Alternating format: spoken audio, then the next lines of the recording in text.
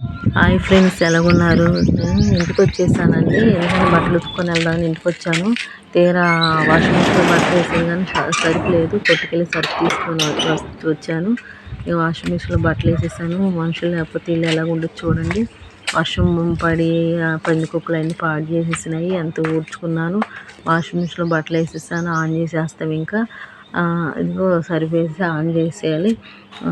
చూసారా, మామిడికాయ చెట్టు జాంకాయ చెట్టు అని ఎంత ఆకంతా రాలిపోతే రాగానే ఊడ్చేసేసాను. మొత్తం శుభ్రంగా మాపుగా రెడీ చేశాను. ఇల్లు ఊడ్చి తులిపేసి మాపేస్తున్నాను. అది వాషింగ్ మిషన్ వేసేసాను.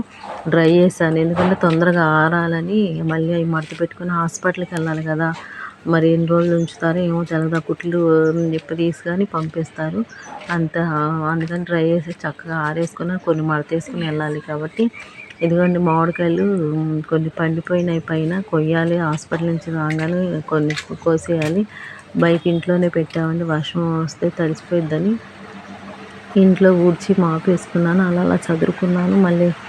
మళ్ళీ హాస్పిటల్కి వెళ్ళాలి కదా, అందుకని తొందరగా అలా చదివేసాను. నచ్చితే లైక్ చేయండి, షేర్ చేయండి, కామెంట్ చేయండి ఫ్రెండ్స్. ఫస్ట్ టైం నా ఛానల్ చూసి